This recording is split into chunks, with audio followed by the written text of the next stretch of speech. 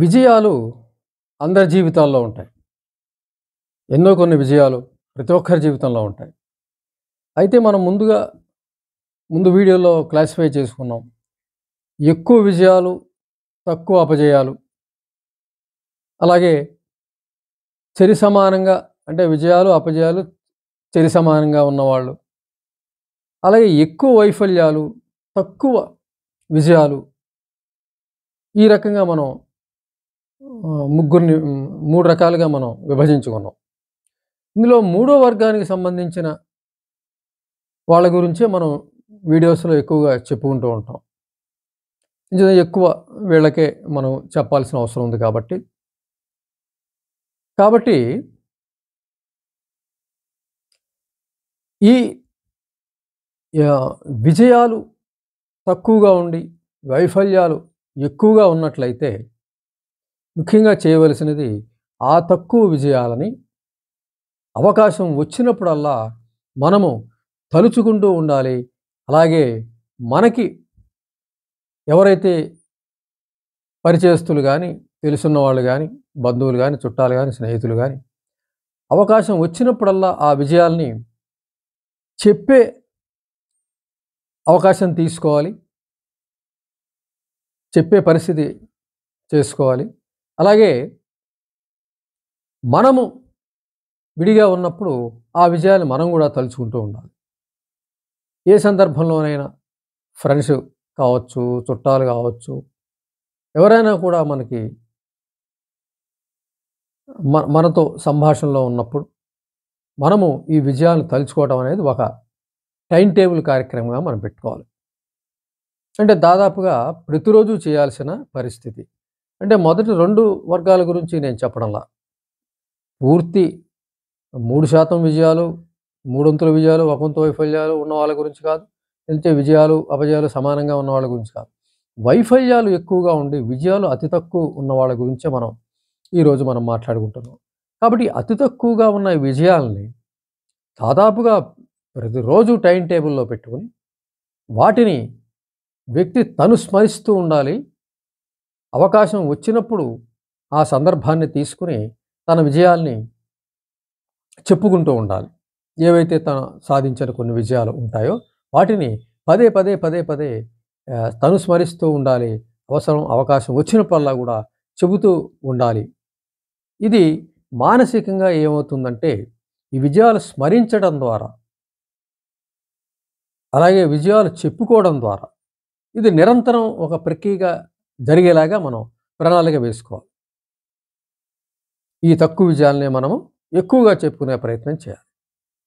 ఎప్పుడైతే మనం ఈ రకమైనటువంటి మన విజయాల్ని నిరంతరం స్మరిస్తూ ఉంటామో, అలాగే మనము ఇతరుల దగ్గర ప్రస్తావిస్తూ ఉంటామో, మనసు దాని నుంచి ప్రేరణ పొందుతుంది. ప్రేరణ పొంది బలోపేతం అవుతుంది. ఉత్సాహపూరితం అవుతుంది. చక్కగా అంతకుముందు లేనటువంటి వైఫల్య భావన ఏదైతే ఉంటుందో అది పోయి విజయ భావన మనసంతా ఆక్రమించే అవకాశం ఉంటుంది. ఆ రకమైనటువంటి విజయ భావనతో మనసు బలోపేతం అవుతుంది. విజయాల్ని ఎక్కువ మన మనసు కూడా కోరుకుంటూ ఉంటుంది. దానికి తగ్గ వాతావరణాన్ని అంతర్గతంగా తయారు చేసుకుంటూ ఉంటుంది. అంటే విజయాలకి దగ్గరగా విజయాలు పొందే విధంగా మనసు తనంతట తాను సిద్ధపడుతూ ఉంటుంది. తద్వారా మనకి అనుకూడే ప్రయోజనాలు చూసినట్లయితే మనసు నిత్యం ఉత్సాహంగా ఉంటుంది.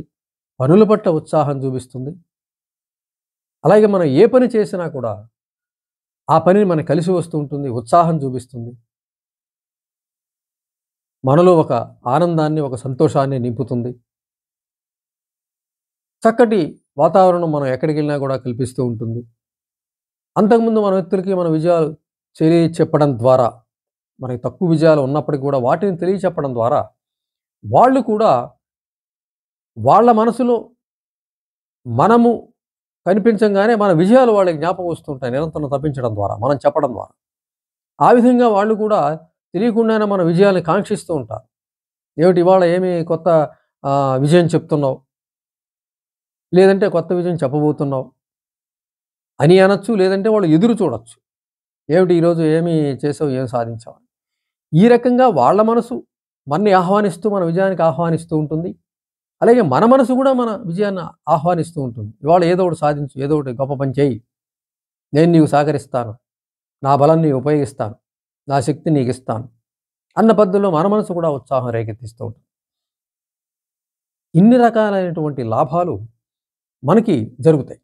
అప్పుడు తక్కువ విజయాలు, ఎక్కువ వైఫల్యాలు ఉన్న వ్యక్తులకి ఈ విజయాలు పెరుగుతూ ఉంటాయి. విజయ భావన ఎప్పుడైతే పెరుగుతూ ఉందో, ఉత్సాహం పెరుగుతూ ఉందో, విజయం సాధించాలన్న ఆలోచన పెరుగుతూ ఉందో, మానసిక శక్తులు పెరగటం ద్వారా విజయాల వైపుగా చేస్తున్న ప్రతి పని విజయం సాధించడంగా జరుగుతూ ఉంటుంది. అప్పుడు విజయాలు కూడా పెరుగుతూ ఉంటాయి. అప్పుడు ఆ మొదటి వ్యక్తి మాదిరిగా ఈ మూడవ వర్గంలో ఉన్న వ్యక్తి కూడా ఎక్కువ విజయాలు, తక్కువ వైఫల్యాలకి వెళ్ళొచ్చు.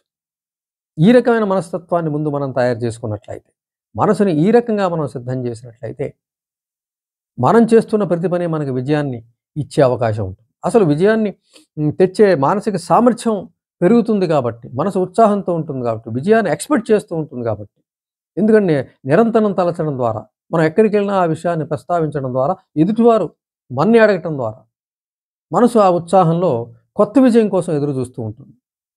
ఆ కొత్త విజయాన్ని సాధించడానికి అనేక రకాలుగా తను కూడా ప్రయత్నిస్తుంటుంది. మన ప్రయత్నానికి కలిసి వస్తూ ఉంటుంది. అది మానసిక స్థితి.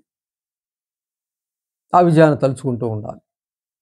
మరొక చేయవలసిన పనేంటంటే, నేను విజయం సాధించగలను అనే విశ్వాసాన్ని పెంచుకుంటూ ఉండాలి ప్రతి విజయం సాధిస్తున్నప్పుడల్లా కూడా. అది చిన్నది కావచ్చు, పెద్దది కావచ్చు. విజయం విజయమే. రూపాయి డబ్బులే, రూ. 100 డబ్బులే. ఎక్కువ తక్కువ తేడా ఉండొచ్చు. కానీ ఏదైనా కూడా ధనమే కాబట్టి చిన్నది కూడా విజయమే. పెద్ద విజయం, చిన్న విజయం తేడా ఉండొచ్చు. కానీ ఏ చిన్నది కూడా విజయమే. దాని నుంచి కూడా దాని స్థాయిలో దాని ఆనందాన్ని మనం పొంది తీరాలి.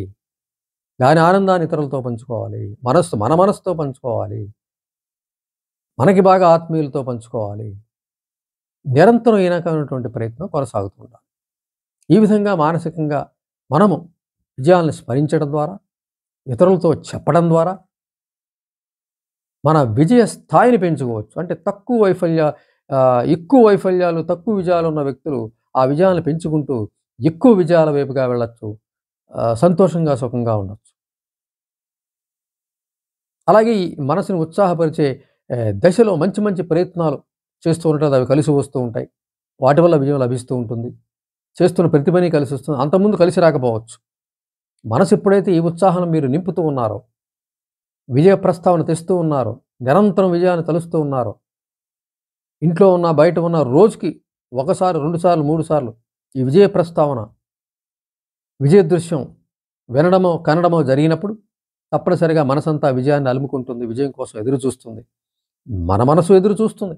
అలాగే ఎదుటి మనసు ఎదురు చూస్తుంది. ఏం చెప్తావు కొత్త విజయం అని ఎదురు చూస్తుంది. నువ్వేం సాధిస్తావు కొత్త విజయం, నేను సిద్ధంగా ఉన్నాను నీకు సహకరించడానికి మన మనసు ఎదురు చూస్తూ ఉంటుంది. కొంచెం విజయాలు ఎక్కువయ్యే పరిస్థితి తప్పనిసరిగా ఉంటుంది. అప్పుడు చేయాల్సిన పని ఏంటంటే, మనలో ఉన్న ప్రతిభని కనిపెట్టి, అంతకుముందు మనం నీరసంగా చేసి ఉండకపోవచ్చు. దాన్ని పట్టుకుని దాన్ని ఉద్ధరించుకోవడం ఈసారి వేగం అవుతుంది. అంతకుముందు ఎక్కువ వైఫల్యాలతో ఉండి తక్కువ ప్రయత్నం చేసి వైఫల్యం పొందుండొచ్చు. కానీ ఇప్పుడు ఈ విజయ భావన పూర్తిగా ఉన్న దశలో, మనసు సహకరిస్తున్న దశలో, మనకు అంతకుముందు కొద్దిగా ప్రతిభ ఉన్నా కాస్త ప్రయత్నం చేస్తే మరింత ప్రతిభావంతులుగా మారే అవకాశం ఉంటుంది. అంతకుముందు మనం ఏది ప్రతిభ అనుకుంటున్నామో, మనలో ఏది గొప్పతనం ఉందనుకుంటున్నామో, దానికోసం ప్రయత్నిస్తే అది కూడా త్వరగా మంచి రిజల్ట్స్ వచ్చి మన విజయ యాత్ర కొనసాగుతూ ఉండే అవకాశం ఉంటుంది. విజయాలు సునాయాసంగా లభిస్తూ ఉంటాయి. మన తీరు మారిపోతూ ఉంటుంది. అంతకుముందు ఏది పట్టినా ఏం చేసినా కలిసి రాదనుకున్న వ్యక్తులం కాస్త ఏం చేస్తే మనకి ఇంకా బెనిఫిట్ అవుతుంది అని కొత్త పనులు సేకరిస్తూ ఉంటాం. కొత్త ఆలోచనలు చేస్తూ ఉంటాం. మనకున్న ప్రతిభని ముందుకు తీసుకెళ్తూ ఉంటాం. ఈ రకంగా తక్కువ విజయాలున్న వ్యక్తులు ఎక్కువ విజయాల వైపుగా తప్పనిసరిగా వెళ్ళొచ్చు. దానికి చేయవలసింది నిత్యము అవకాశం ఉన్నప్పుడల్లా, సమయం ఉన్నప్పుడల్లా గత విజయాలను తలుచుకుంటూ ఉండటం. అలాగే అవకాశం వచ్చినప్పుడల్లా అవకాశం సృష్టించుకుని మన విజయాలని, తక్కువ విజయాలని ఎక్కువగా ప్రస్తావించాలి.